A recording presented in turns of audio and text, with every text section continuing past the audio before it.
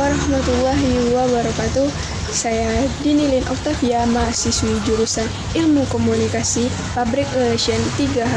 Baiklah, saya di sini akan menyampaikan sebuah materi yang berjudul yaitu memahami audiens. Yang pertama adalah konsep audiens.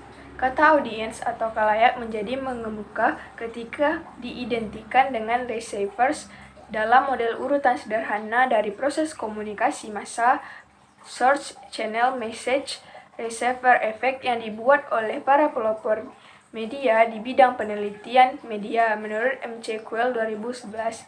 Secara bahasa, kata audiens merupakan istilah yang berasal dari bahasa Inggris yang berarti para hadirin, penonton, dan pendengar. Sedangkan secara istilah, audiens terkadang disebut juga public, merupakan orang-orang yang terikat dan berada dalam situasi kontak langsung, baik di arena tertutup maupun di arena terbuka. Jadi, dapat dikatakan bahwa audiens adalah sekumpulan orang yang menjadi pembaca, pendengar, dan pemirsa di berbagai media atau komponen beserta lainnya seperti pendengar radio atau penonton televisi. Baiklah, selanjutnya ada beberapa trik atau cara agar kita mudah menguasai audiens di depan publik. Yang pertama yaitu buka pembicaraan dengan sesuatu yang menarik. Hal yang ada dalam ekspektasi para audiens saat seseorang akan berbicara di depan publik adalah akan membosankan. Kebanyakan orang tidak akan tertarik dengan materi yang akan disampaikan. Oleh karenanya, bukalah pembicaraan dengan sesuatu yang menarik.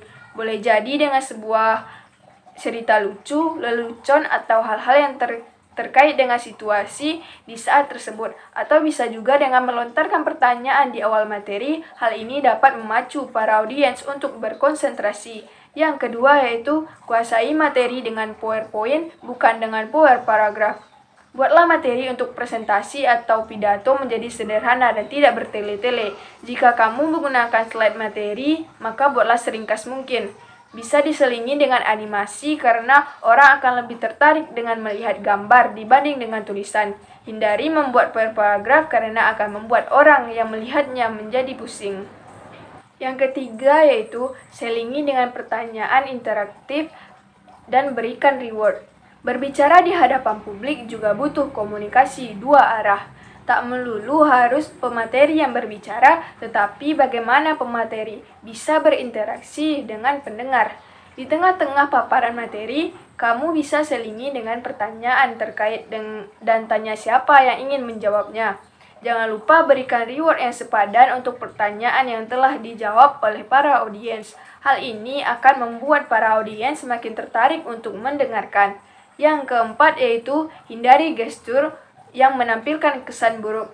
Gestur tubuh saat berbicara di hadapan publik itu sangat penting. Seperti halnya memasukkan tangan ke dalam saku celana, menjilangkan tangan di depan dada, dan sebagainya. Hal ini bisa menampilkan kesan buruk dan tidak nyaman dilihat. Hindari pula berdiam diri pada satu tempat. Selingi presentasi atau pidato dengan berpindah posisi, baik dengan beberapa langkah maju, mundur, ke kiri, ke kanan, sesuai dengan kondisi panggung. Dan yang terakhir yaitu perhatikan intonasi suara dan respon audiens. Tentu intonasi suara saat memaparkan sesuatu itu juga penting. Kamu tentu harus terdengar semangat dan persuasif yang mengajak. Jangan sampai para audiens mendengarmu dengan suara yang lemah, tidak jelas, dan seperti berkumur-kumur. Kuncinya adalah tarik nafas yang dalam dan pikirkan bahwa kamu sedang berbicara dengan teman-temanmu. Jika kamu sudah dapat mengendalikan dirimu, maka kamu pun akan mudah mengendalikan respons audiens.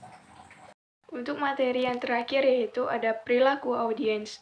Yang terkait dengan perilaku audiens adalah yang pertama yaitu jumlah audiens, yang kedua ada prinsip audiens konstan, yang ketiga ada aliran audiens, yang keempat ada perilaku audiens terhadap remote control atau tuning interia, yang kelima ada pengaruh demografis terhadap program, yang keenam ada selera audiens, dan yang ketujuh adalah jumlah audiens.